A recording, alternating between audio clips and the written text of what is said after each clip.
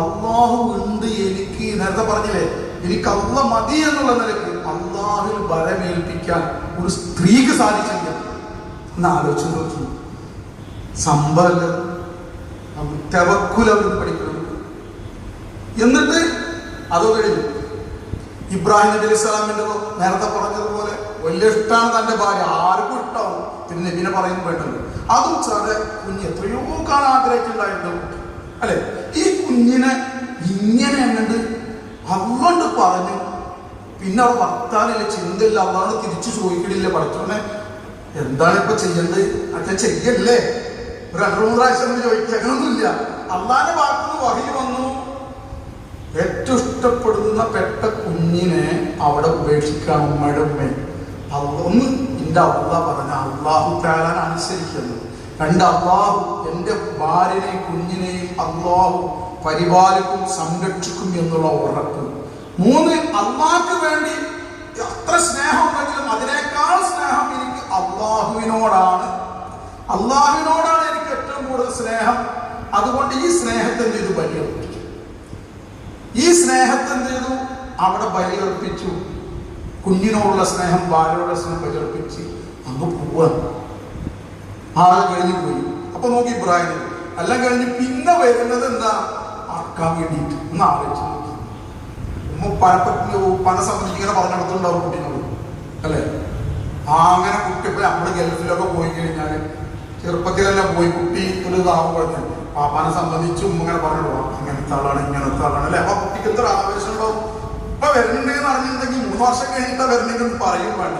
ഉപ്പ വരുന്നുണ്ടെന്ന ഉമ്മ പറഞ്ഞ ആ മുട്ടായി തരുന്ന, ആ എന്താ പറയുക, ചോക്ലേറ്റ് അയച്ചു തന്നിരുന്ന, ആ ഡ്രസ്സൊക്കെ തന്നിരുന്ന ആ ഉപ്പ വരുന്ന ഒരു സന്തോഷം ഉണ്ടാവും.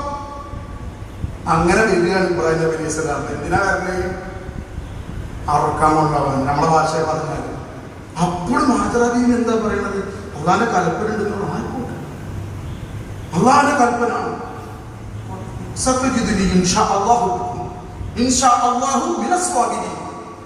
എന്നെ ക്ഷമയുള്ളവരെ എത്തിക്കാൻ ശ്രമിക്കും. ഇത് ഇസ്മായിൽ നബി അലൈഹി സ്വലാം പറഞ്ഞിട്ട് എങ്ങൊന്നും ആലോചിച്ച് നോക്കണം. അങ്ങനെ കുട്ടിയെ ഉമ്മത്തെ ചെയ്യണമെന്ന് അറിയാം. ഒരു അപ്പീലില്ല, ഒരു ചിന്ത പോലും റോങ് ആയിട്ടില്ല. കുളിപ്പിച്ച് എന്നാ വലിയൊക്കെ കൊണ്ടുപോവാ അറക്കാനെ, കുളിപ്പിച്ച് വസ്ത്രമൊക്കെ ധരിപ്പിച്ച് ഉപ്പയുടെ കൂടെ കൂട്ടിയാണ്. എന്ത് രസമാക്കിട്ട് അവിടുന്ന് അവിടെ എത്തുമ്പോ ആ ടൈമിൽ കിതാബിൽ മഹാന്മാര് പറയുന്നത് ഇബ്രാഹിം നബി അലൈഹി സ്വലാത്തു വസ്സലാമിന് ആകെ ഗദ്ഗതം ഉണ്ടായത് ഒരു എട്ടഞ്ഞാട്ടം വന്നത് മോനോട് പറയുമ്പോ മാത്രമായിരുന്നു. അള്ളാന്റെ കൽപ്പന ഉണ്ട് മോനെ അറുക്കാന് എന്ന് പറയുമ്പോ മാത്രം അത്രേ. അതെങ്ങനെ കുഞ്ഞിനോട് പറയും? കാലങ്ങളായിട്ട് കുഞ്ഞിനെ ഞാനില്ല കുഞ്ഞിന്റെ അടുക്കൽ.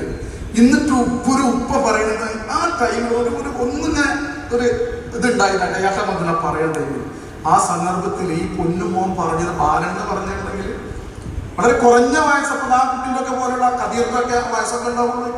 ഏതായാലും ഒരു ബാലൻ ആ കുഞ്ഞി പറയണെന്താ? ഉപ്പ എന്താണ് വിഷമിക്കുന്നത് പറയും. ഉപ്പ പറഞ്ഞോളി. അങ്ങനെ വിഷമിച്ചിട്ട് പറയും, മോനെ അള്ളാന്റെ കൽപ്പന ഉണ്ട് നിന്നെ അറക്കാൻ വേണ്ടിയിട്ട്, അതിനായി കൊണ്ടുപോകുന്നത്. മോൻ പറഞ്ഞത് ഉപ്പന്തിനെ വിഷമിക്കും. തന്നോട് നിങ്ങളോട് കൽപ്പിക്കുക, ഉപ്പയോട് അള്ളാഹു എന്താണ് കൽപ്പിക്കപ്പെടാൻ പ്രവർത്തിക്കുക. അപ്പളാ പറഞ്ഞത് ഇൻഷാ അല്ലാഹു സതജിദുനി ഇൻഷാ അല്ലാഹു മിന സ്വാബിരീൻ. ക്ഷമിക്കുന്നവർ ഉപ്പാക്കിന്റെ എത്തിക്കും. എന്താണെന്ന് ആലോചിച്ച് നോക്കി. ഈ കുട്ടിയുടെ ഈമാൻ ഇതൊക്കെ നമ്മൾക്ക് എന്തുണ്ട്? നമ്മൾക്ക് ഇതിലൊക്കെ പഠിക്കാനുണ്ട്. എങ്ങനെ ഇതിന് സാധിക്കും? അള്ളാഹു ഫദൽ ചെയ്യണം. കുട്ടിയോട് സമ്മതിച്ചു, അപ്പോൾ സമ്മതിച്ചു എല്ലാം. അതാ പറയണം. അപ്പൊ അതില് ഈ നിലക്ക് അള്ളാഹിന്റെ ഭാഗത്ത് നിന്ന് പരീക്ഷണം വരുമ്പോൾ അള്ളാഹിനോടുള്ള സ്നേഹം എത്ര കണ്ട് കവിയണം, എത്ര കണ്ട് അള്ളാഹുവിന്റെ സ്നേഹം അധികരിക്കണം.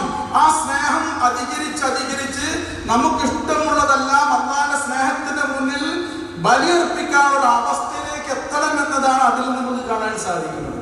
നമ്മുടെ മശായിഖന്മാർ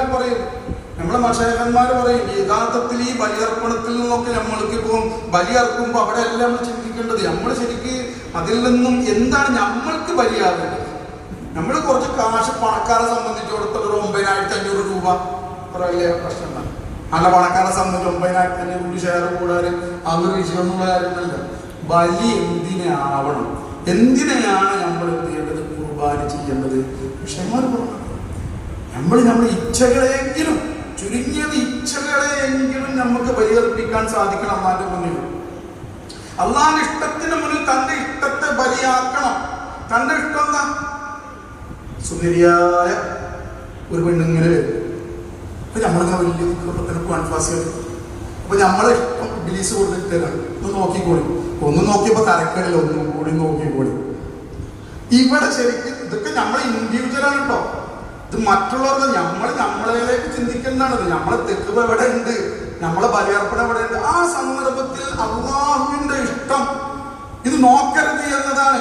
അതുകൊണ്ട് എന്റെ ഇഷ്ടത്തെ ഞാൻ ബലികഴിച്ചിരിക്കുന്നു, ഞാൻ നോക്കിയില്ല, മാറ്റാൻ പറ്റണം. ഇതേപോലെ ഓരോ കളവ് പറയാൻ പറ്റുന്ന സന്ദർഭത്തിൽ, ഗീബത്ത് പറയുന്ന സന്ദർഭത്തിൽ, നമീമത്ത് പറയുന്ന സന്ദർഭത്തിൽ, സ്വന്തം ഭാര്യയിൽ നിന്നും നമുക്ക് തീരെ യോജിക്കാത്ത കാര്യങ്ങൾ ഭാര്യയിൽ നിന്ന് വരുന്ന സന്ദർഭത്തിൽ,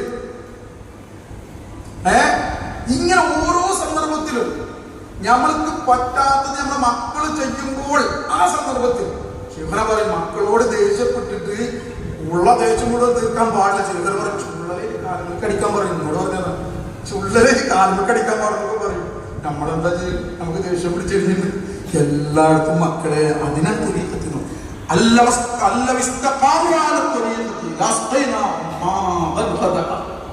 ഈ ത്വരീഖത്തിൽ ഈ ഇസ്ലാമിന്റെ ശരിയായ പാന്താവിനാണ് മുത്തനബി പറഞ്ഞതുപോലെ ആ മില്ലത്തിൽ ഉറച്ചു നിൽക്കുകയാണെങ്കിൽ അല്ലാഹു തആലയും രുചികരമായ വെള്ളം ഒന്ന് കുടിപ്പിക്കും. അത് ആഖിറത്തിൽ എന്നല്ല പറയുന്നത്, ഇവിടെയും കുടിപ്പിക്കും, ഇവിടെയും കുടിക്കും. നമ്മൾ ശൈഖന്മാർക്ക് പ്രയോഗിക്കും. ഞാൻ എൻ്റെ ശരീരത്തെ അള്ളാഹുവിന്റെ ഇബാദത്തിൽ